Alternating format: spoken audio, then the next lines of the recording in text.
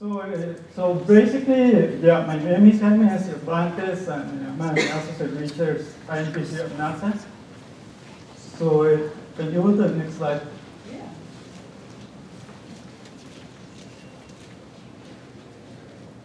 Okay, so this is an outline of my presentation. So I'm going to be presenting about my background, a little bit of myself.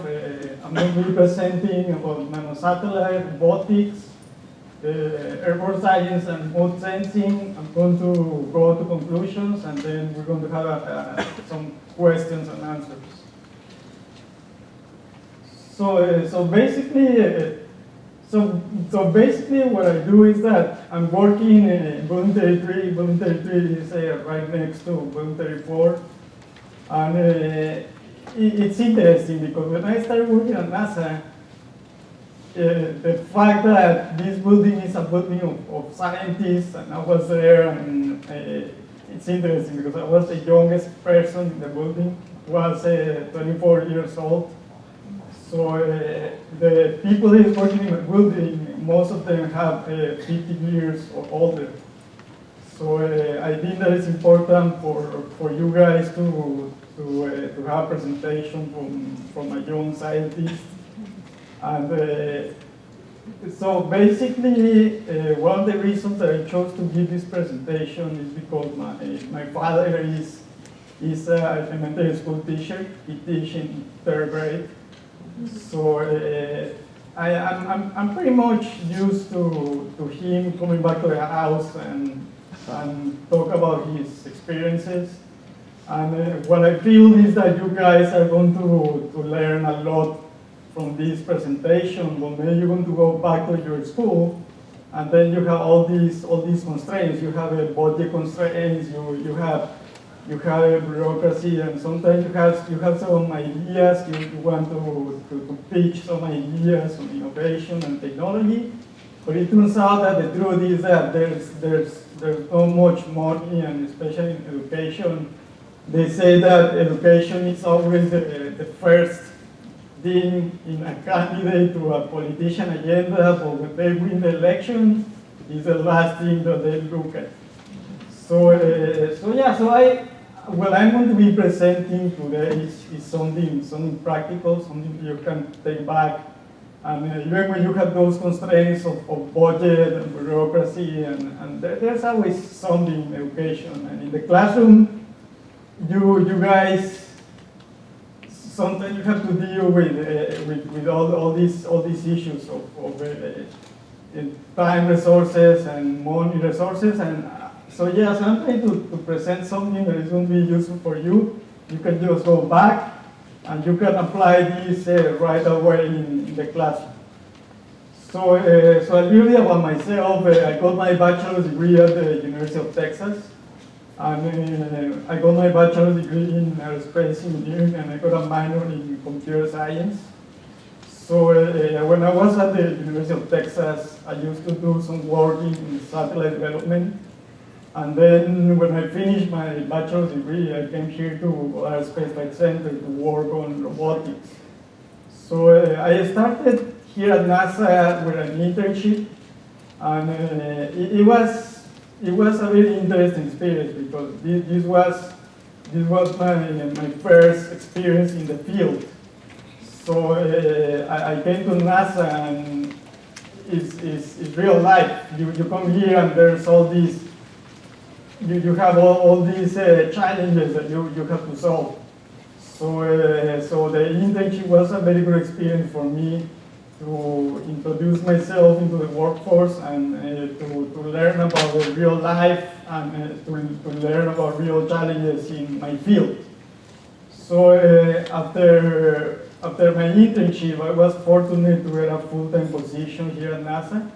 So I'm working for a contractor called SSAI, and what I'm doing right now is that I'm working in developing instruments for precipitation measurement and wind velocity measurement. And we're using these measurements to better understand storm dynamics and to predict hurricanes and understand hurricane genesis and formation. So, can you go to the next slide, please? So what I'm going to do is that I'm 26 years old. So so far I have had experience in 3 fields as an engineer. I started with satellites, specifically development of nanosatellites, and then I worked with robotics, and then right now I'm working with airborne science and remote sensing. So I'm going to start talking about development of nanosatellites.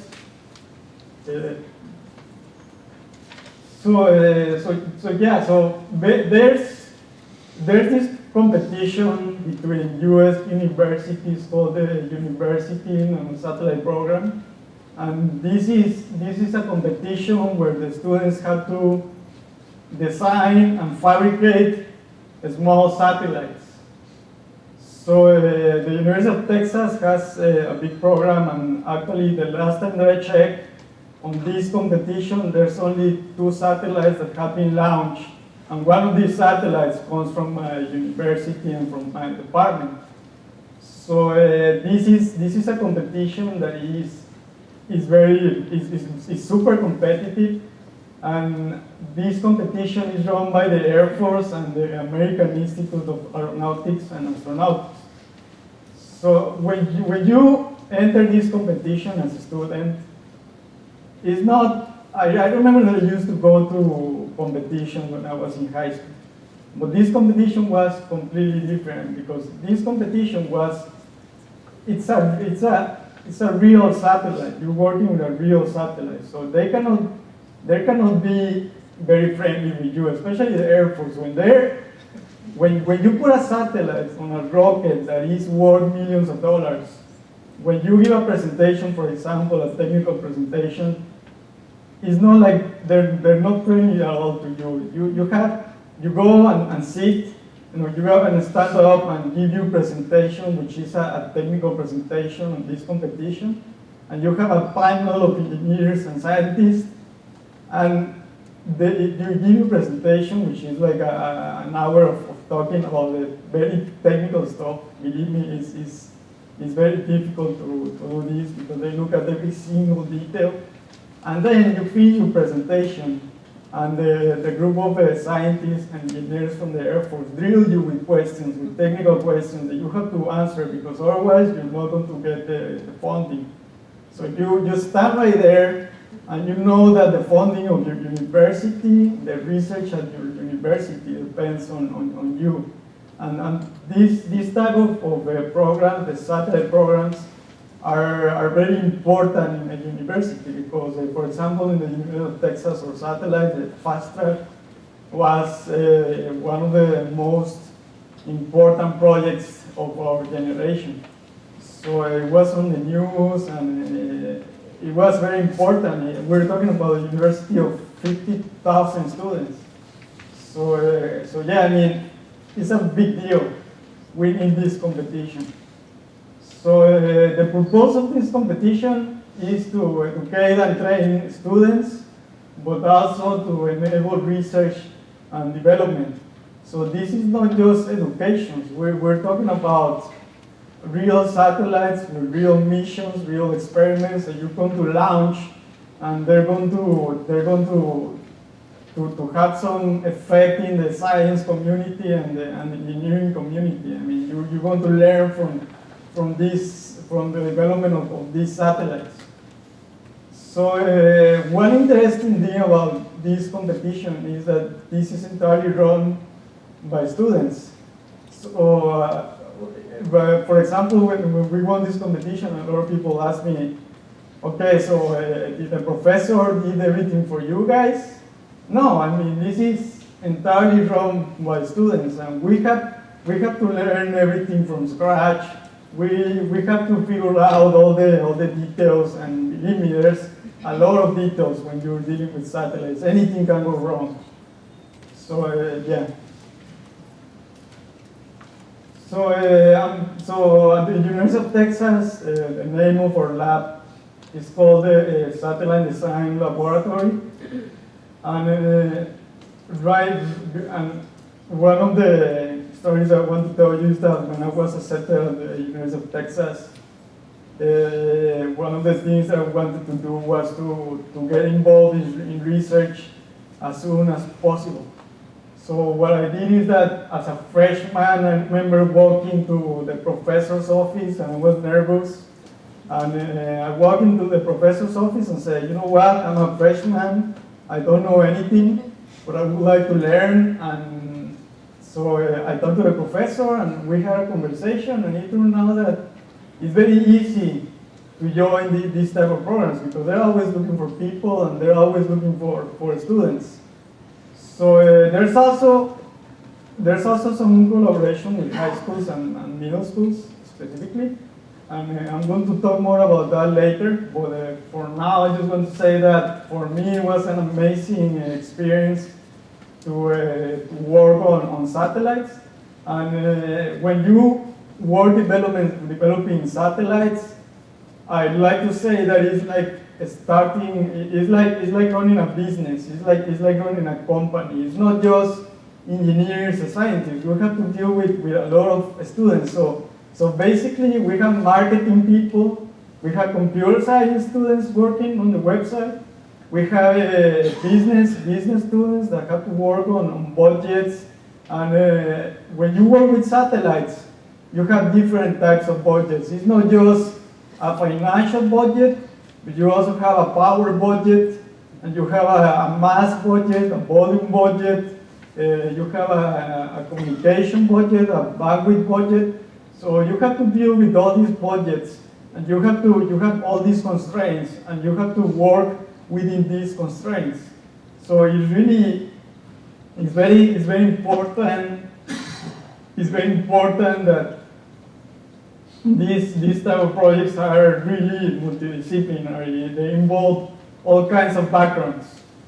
So at the University of Texas right now we have 2 nanosatellites. The first one is Fast Track, which is the one that won the competition, and Fast Track is already in space right now. It was launched in 2010 in Alaska, and we have the Texas Test Step, which is Texas Test Step is the continuation of Fast Track. So when you work with this type of missions, you have to be very careful to select an objective, a mission objective that is feasible, that is doable. So our satellites, the main objective of our satellites is to demonstrate satellite proximity operations, which is basically, you can see that on the picture there we have 2 satellites.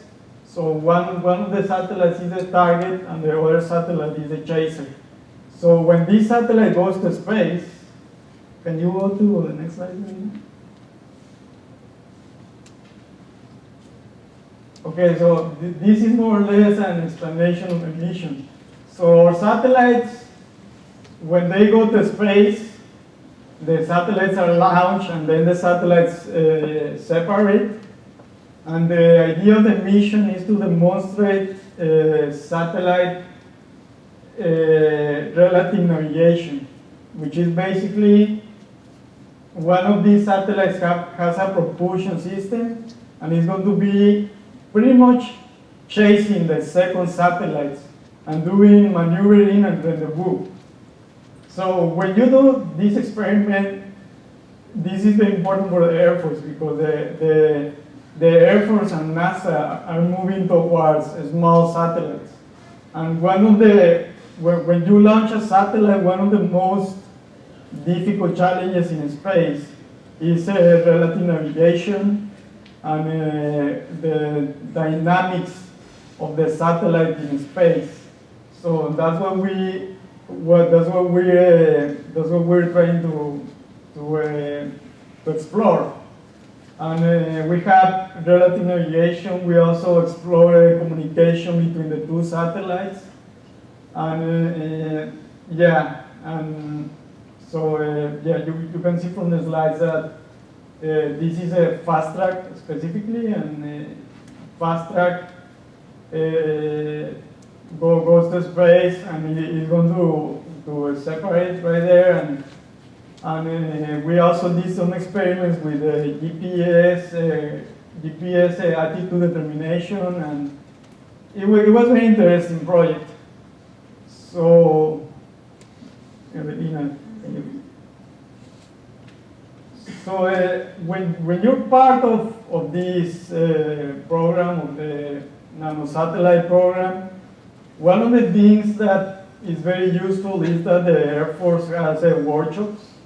And for me, as a student, one of the most important workshops that I was fortunate to attend was a short workshop at the University of Colorado. So this workshop is basically the students had to build a satellite in 3 days. So you get to a university, and what you have to do is that you have a group of students, and you have to build a payload, and you're going to launch this payload on a high altitude balloon. So you can see some pictures of our payload right here, and this little box contains several types of sensors. It contains a digital camera, and it also had a GPS. And when you go to this workshop, you learn everything from the basics, from how to solder a circuit, to more complicated topics like software development and circuit board development. And it's amazing. It's an amazing experience because it's a 3-day workshop. You get there early in the morning, and you work on this payload all day. But when they launch the payload and it goes to about 30 kilometers in altitude, and it comes back, and you get the measurements and you get the pictures, it's amazing. It's worth it. And the interesting thing is that this used to be restricted only for college students, but I recently saw on the news that they're starting to do this type of workshops for high school and middle school students. So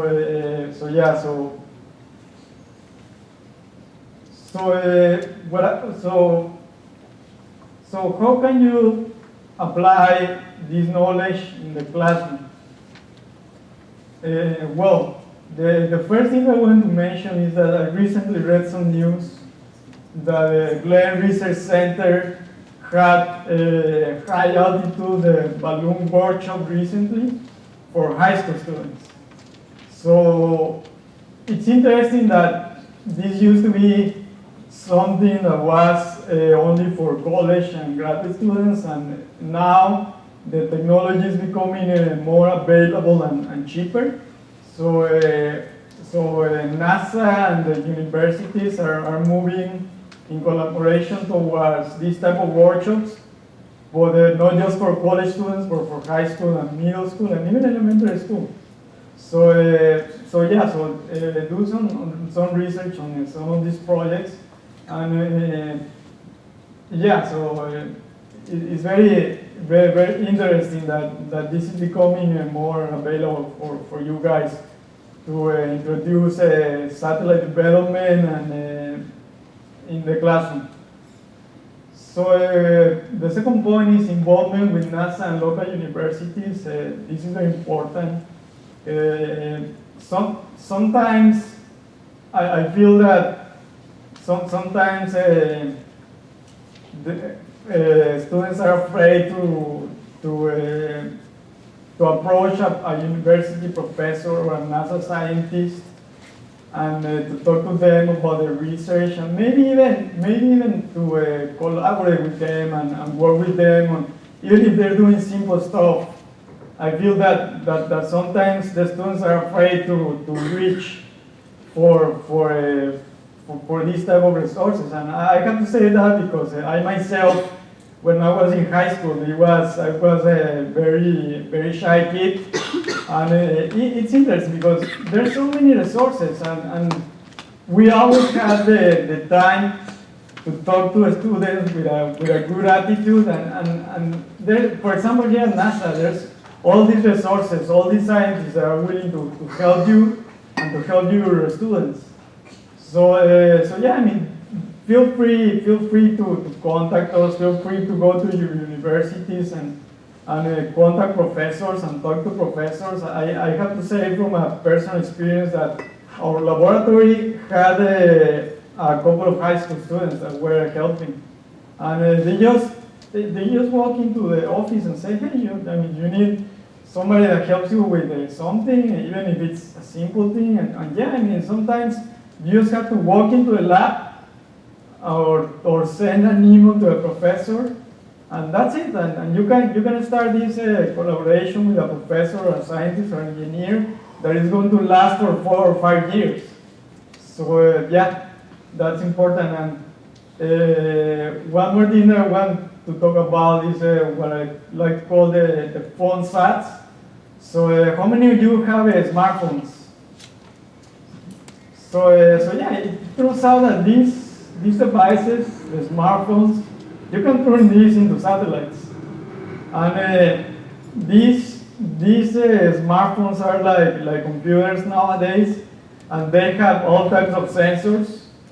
So that's the picture is the Samsung S4, and they didn't pay me to tell you about the Samsung S4, but I like I put a picture of this cell phone because this cell phone has many sensors. It has a temperature sensor, it has humidity sensor, pressure sensor, and there's a lot of education programs that are working on software to enable you guys to use your cell phone, the one that you have in your pocket, to make simulations of satellites, to work with the students and involve the students to learn about satellites. And there's some, I'm not sure, but I didn't have a couple of friends that were working on an application to get the sensor information from the cell phones.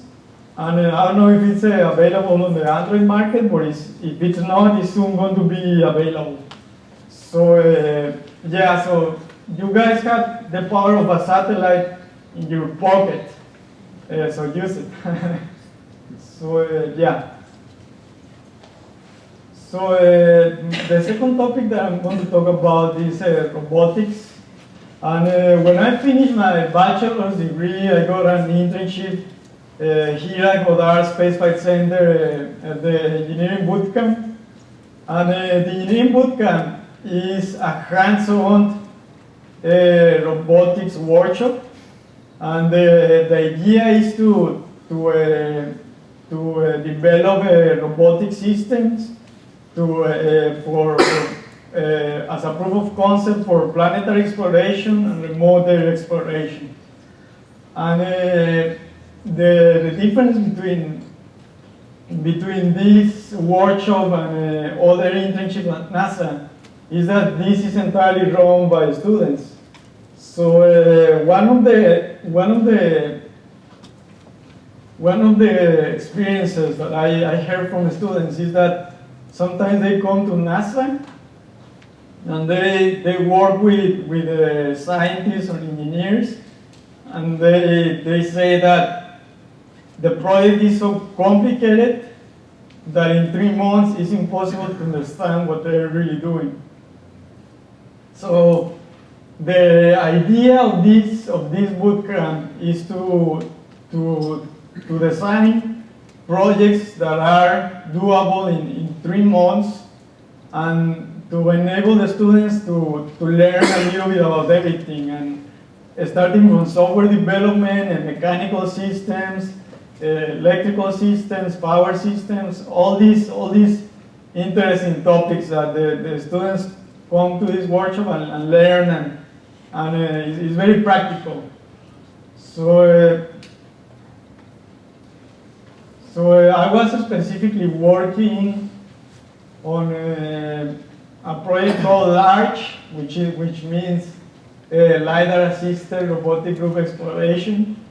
And this project, I was the team lead of this project, and basically what we're trying to do is to demonstrate the use of a network of rovers for planetary exploration. And you can see here we have two pictures. So this is the mothership, this is the main robot, and this robot, you can see that this is called a LiDAR, which is basically an instrument that sends a laser, and the laser bounces back, and you can generate the 3D pictures of the environment. So we were using this is the main rover, and this is the worker robot, and this robot, we have like 2 or 3 of those. And you can see that this robot has 2 spheres on the top, and I'm going to explain you why we have those spheres right there. But the idea of this project was to use laser technology to generate the 3D composite maps, to use computer vision to detect those spheres on the top of the rover, and determine the position of the robot based on the location of the spheres.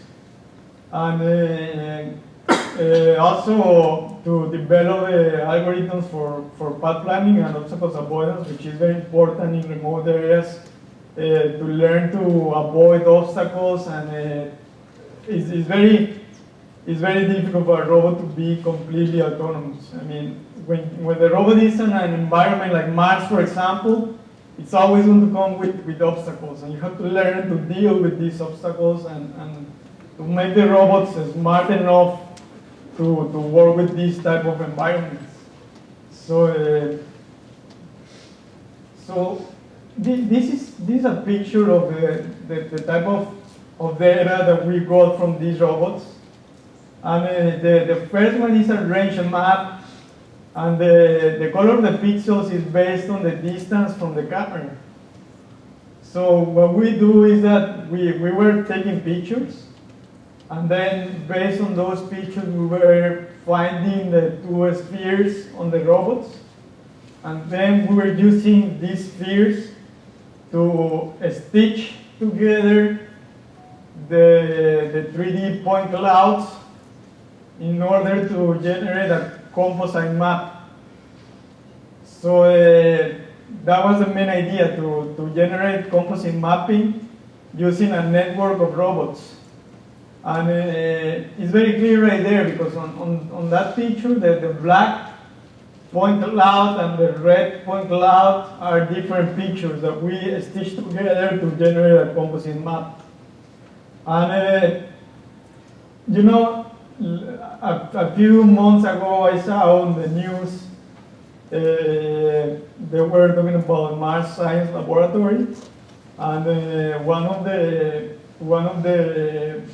technologies that they were using to track, they were testing the robots in the desert, and one of the technologies that they were using to track the robots was this technology, using spheres to detect the position and rotation of the robots.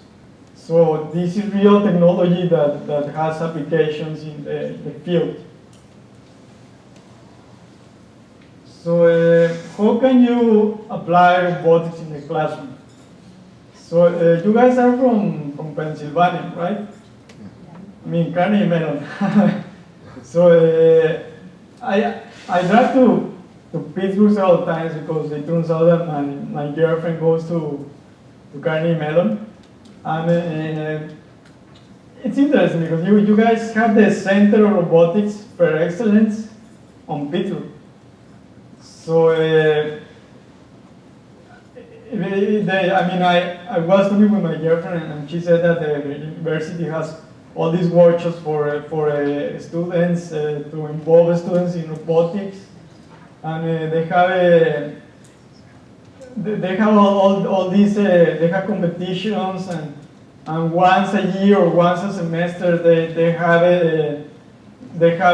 workshops with top scientists and engineers to teach students about robotics and technology and sensors and circuit boards, and yeah, it's very interesting. I mean, you guys have a lot of resources available, and the University of Pennsylvania is also has a lot of workshops that you can just go and talk to professors, and they every once in a while they have these they have presentations, or they have a hands-on workshops that you can just bring your students, and it's a great learning experience. So one more thing that you can use to teach robotics in the classroom is robotics competitions. It's very important. I mean, competitions are fun. And first, robotic competition is one of the most important competitions in robotics for high school students.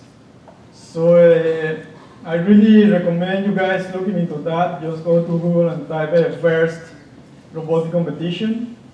And some people in my department were the judge for this competition, and we constantly receive emails from the people that is organizing the first robotics to help or to be the judge of the competition. And it's very interesting because I think last year this happened in Washington, and my department was very involved with this competition, and yeah, it's always interesting to see that high school kids are making amazing projects, amazing robotics projects, and yeah, and it's a great learning experience. So also one of the things that I recommend you guys is robotics kits. These are very, well, not so cheap, but these are robotic kits that you can use in the classroom, the Vex Robotics and Lego Mindstorms. And I know that some middle schools and high schools have some funding to buy this type of kits. I know that in Texas and in Pennsylvania, but in the Texas school district, some classrooms have Lego Mindstorms. I have to say that one of the main reasons I'm here is because of Lego Mindstorms. So when I was in middle school, I got introduced to Lego Mindstorms, and my father, we didn't have this because I grew up in Mexico. So in Mexico we didn't have this type of robotics kits, but my father, one of his trips to the US, brought back this huge box of Lego. And it's amazing because kids learn about a little bit of everything. They learn about mechanical design, about software development, and the new version of Lego Mindstorms is was developed by National Instruments. I don't know how many of you know that company, but National Instruments is one of the biggest companies in technology and robotics here in the US. And it turns out that when the kids learn to use Lego Mindstorms, they're already learning how to use one of the most important software packages from National Instruments. It's called LabVIEW, and actually we have a LabVIEW group here at NASA, and it's huge. I mean, a lot of people here at NASA use LabVIEW. So the main concepts of LabVIEW are introduced in Lego Mindstorms for the kids to learn. So they're playing and they're learning about robotics, and they're also learning about the real technologies that exist out there. So I really recommend looking into that. It is very fun. And yeah, one more thing that I would like to mention is that technologies concerning electronics is becoming cheaper, and we call the Arduino boards and the do-it-yourself movement. How many people is familiar with Arduino? No one. So basically, Arduino It's a small circuit board, a small processor that is used by everyone, and it's meant to be easy to learn. And we're not talking about engineers and scientists. We're talking about artists, because this board was a board that was developed mainly for artists and designers. And it's very easy to use. I mean, anybody can learn how to use an Arduino board in 1 weekend. It's very easy to learn to use this type of board. It's very cheap, and it's available in Radio Shack. You go to Radio Shack, and you can find one of these for, I don't know, I think it's like $60 or something like that. It's very cheap. So yeah, I mean, look into that. There's all this kind of technology that you can develop with Arduino. And one more thing that is important is the rapid prototyping, 3D printing. How many people know about this? Yeah, I mean, this is the future. So we have this company called MakerBot, which is making 3D printing cheap. And they're introducing this technology for less than $1,000. And it's very easy to use. You can, I know that here at NASA, we have a group of high school students working with rapid prototyping and 3D printing. And it's amazing. You can design anything and print it on 3D in less than 1 day. So yeah, it's very, very interesting technology, and it has a lot of application in robotics. You can use Arduino for the circuit board. You can use rapid prototyping to design the mechanical aspect of the robot. So yeah, so I really envy your students, because when I was a high school student, we didn't have that. So really try to take advantage of these technologies.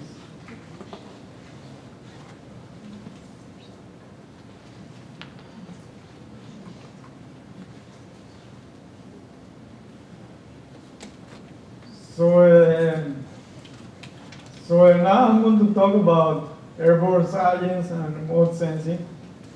And when I finished my internship in robotics, it turns out that many people liked what I was doing, and they hired me as a full-time research scientist.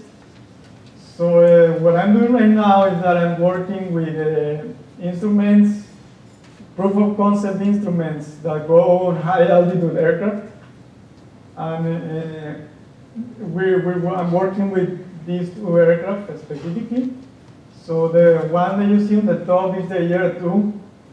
This aircraft is the design. Well, this is a U-2 aircraft. I don't know how many of you know about the U-2 aircraft, but it's an aircraft that used to be used as a spy aircraft, and this is decades ago. But today we're using this aircraft as a platform for science instruments. And the interesting thing about this aircraft is that it can fly up to 65,000 feet.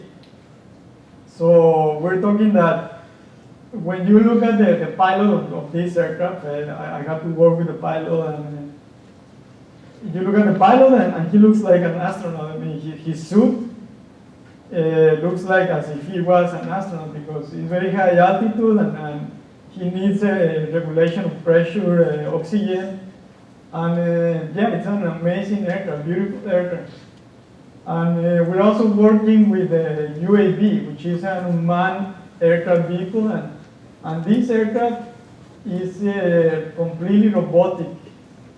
It doesn't have a pilot, and the capability of this aircraft is that it can fly over hurricanes and storms, and it's safe.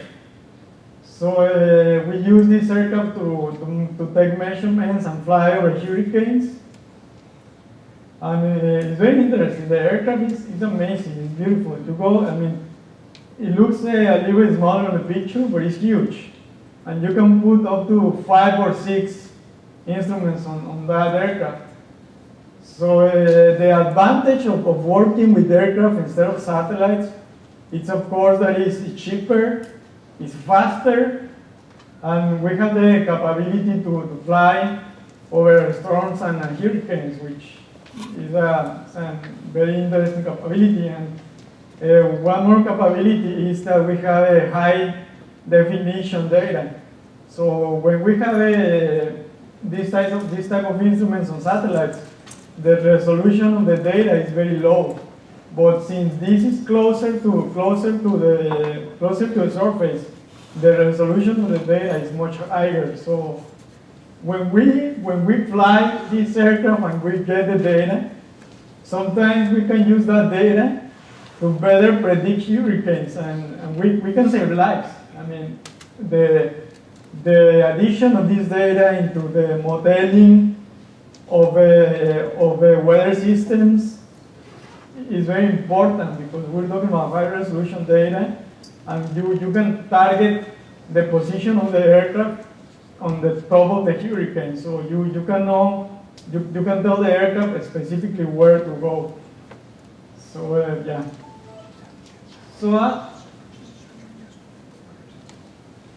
So I'm working with two instruments right now. I'm working with a radar instrument and a laser instrument, a LiDAR. So the first instrument that I'm working on is called a HIRAP, and this instrument measures precipitation in 3 dimensions. And it's a radar. It has 2 bands. It has a KU and KA band, which is different frequencies of and what we do with this radar is that we put this radar on the aircraft, and we fly over storms, and the position of the radar is rotating. So we can generate pictures of reflectivity and Doppler in 3 dimensions. So you can see, for example, in the picture that you have the aircraft flying over the hurricane, and you can look at different cross sections of the storm. And this radar is used also to measure winds and clouds, and of course precipitation. So you can look at some pictures. This is some data that we got from Hurricane Matthew, and you can look that on that picture we have a reflectivity and we have the wind vectors. And yeah, I think that picture made it to the news. Very interesting. So this is a very clear picture of the cross section of a storm. So the first picture is the reflectivity. So what we're doing is that the radar sends the signal, and the signal comes back, and from that reflectivity, you can characterize the properties of the storms. So yeah, you can see, for example, there are some areas in the clouds that are much dense than others, and the second picture is the Doppler data product. So with the Doppler, we look at the dynamics of the storm. So I chose this picture because it's very clear to see storm convection. And you can see, for example, that the blue and the red represent velocity, and you can see that it's circulating, and it's very clear to see the circulation on the storm. So yeah, I mean, when I was the one that produced this picture for the first time, and when I was on the field working at the side of the aircraft, and when I sent this picture to my PI, my boss, he said that just from this picture he could write a publication, a science publication, because the picture is so clear. So yeah. So the second instrument that I'm working on is called Twilight. And Twilight stands for Tropospheric Wind LiDAR Technology Experiment. And this instrument is more or less the same concept, but this instrument is meant to measure wind velocity on clear skies. And this is the first instrument of its kind, because this instrument is using laser backscattering to measure wind velocity from molecules. So let me tell you a little bit about this type of instruments. So the size, the wavelength is going to, you have different wavelengths. So you can have, for example, a ultraviolet laser, you can have infrared lasers, and then you can have different wavelengths in the electromagnetic spectrum. So different wavelengths tell you different information based on the size of the particles. So the usual radar that you see on the TV, the Doppler radar, they call that, gives you information about big particles, which is basically precipitation particles. But this is the first LiDAR with the capability of measuring wind velocity based just on molecules, on something as small as a molecule. And it's very important because this instrument is capable of measuring wind velocities in clear skies, which is kind of the holy grail of LiDARs. It's amazing what we can do, but of course it's very difficult to work with this instrument because we're working with very reflectivity from very small particles, and the sensors are very not very reliable. Well, they're reliable, but very unstable. So when you put this type of instrument on an aircraft, it's much more difficult to work with the instrument because you have aircraft vibrations, and you have humidity, and you have temperature gradients that affect the optics of the instrument. So I have to say that working with Twilight is much more difficult than working with Hybrid. So this instrument specifically has an ultraviolet wavelength of 355 nanometers. So we're talking about a laser that is not visible to a human eye. And we choose this, there's some specifications to work with this wavelength. And this instrument is the main sensor in this instrument is called a netalon, which is basically, we have a picture right there, and this is about this size. And what this instrument does is that when we send a laser, and when the light comes back, we can tell the change in wavelength and tell the wind velocity based on that. It's a little bit confusing, so I'm trying to make it, I don't know, if you're lost, let me know, but I'm trying to make it as simple as possible. Yeah. Is the wavelength that you chose based upon the size of the molecule that you want to target? Not exactly, because what we measure is you need a base wavelength, and what this instrument is doing is measuring the shift from that wavelength. So this wavelength, is not, well, the answer is no. We choose that wavelength because we're working with a type of laser. It's called a jack laser. It's a high power laser, and the laser, it only has one wavelength, which is the infrared spectrum. And in order to get to the ultraviolet, you have to cut that spectrum in half. So that's why we're restricted to ultraviolet wavelength, because the laser that we're working with only has a few wavelengths that you can choose. So yeah, that's the answer. Does that answer your question, or? It's because of the laser. It's a special technology, a jack laser, that only has one wavelength, and you can partition the wavelength to get the ultraviolet wavelength. Yeah. So I think I'm not going to go into more technical details. I have given a whole presentation just on this topic, but for now we're just going to go to the next slide. So twilight, when we fly twilight, we usually fly in California, and they have an Air Force base there, and they have the aircraft right there. And you can see on this map, this is one of the first flights. So I made these visualizations in Google Earth.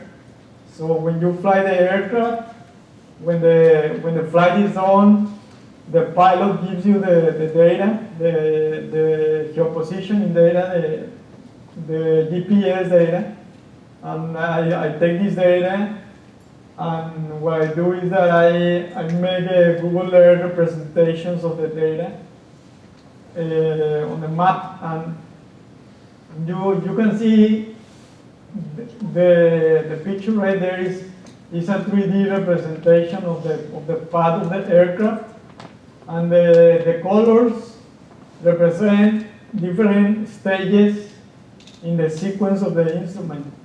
So when you're dealing with this type of instruments, you have a sequence that you have to follow. It's almost like working with a robot. So for example, this instrument has to start with some calibration. You have to be very careful with the calibration stage of the instrument. So what you're doing is that you're calibrating the sensor in the instrument. And then you do different types of calibration, and when you get to the red section, it means that you're starting to take science data. So the green and the purple is a calibration, and the red is the important part, is the stage of the sequence where you're gathering science data and molecular backscattering. So one of the things that you can notice from this picture is that you have like a cross, and the reason for that is that we need a laser to be pointing at different directions in order to get the wind at different directions, to get the components of the wind in different directions. So yeah, that's yeah. And one more thing I want to mention is that the tools that we're using for this type of representations are available for you. There is software that is called Google Earth. I don't know how many people has worked with Google Earth. It's an amazing piece of software where you can input the GPS data, and you can generate this type of 3D representations of your data. And yeah. So the software that we're using is available. You guys, especially high school teachers, you guys can have a project, a student project where you use Google Earth to represent geographical information. And as I was saying before, many of you already have smartphones. And the smartphones have GPS capabilities. So you can use the information that you obtain from your smartphone and represent the data using Google Earth. Yeah. And how can you bring earth science into the classroom? Well, I mean, there's a lot of things that you can do. You can get involved with the community, and here at NASA, for example, we have the NASA Earth Day, which is this event. My department has a lot of booths on that event, and many scientists talk to middle school and elementary and high school kids. So the good thing about earth sciences is that you don't need a satellite, you don't need a robot. You can do it in the classroom, and for example, many of the scientists don't even have instruments that fly on a spacecraft or aircraft. Many scientists have a network of sensors scattered around the US to take measurements of precipitation, of humidity, temperature, and they use data from those sensors to do their research. So what you guys can do in the classroom is that you all have, you go to Radio Shack again, and I love Radio Shack. And you can get all these type of sensors. You can get temperature sensors, humidity sensors, atmospheric pressure sensors, all these, and not just in Radio Shack. I mean, the newest smartphones have all these sensors embedded in the smartphone. So it's amazing. I mean, you guys have all these opportunities to take all these measurements and to log these measurements and maybe do some research and maybe even do a publication in some magazine or yeah. So explore. So yeah. So conclusions. Science and math is equal to play. With nowadays, with all the technology and all the innovations, it's interesting that you guys can teach science and math, but keeping that sense of wonder and play in your students. For me, when I was a student, since I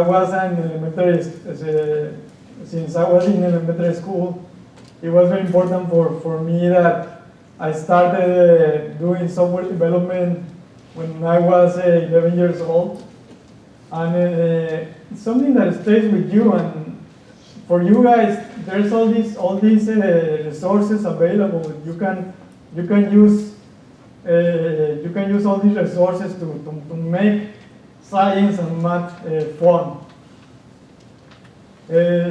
One more point that I have for you is that don't be afraid to go to Radio Shack or to go to Amazon and just purchase a couple of circuit boards and start playing with the boards and maybe set this type of projects in the classroom where you have a group of students making a project like a circuit board to measure precipitation, for example, measure temperature or measure humidity or pressure, or take that step to introduce technology in the classroom.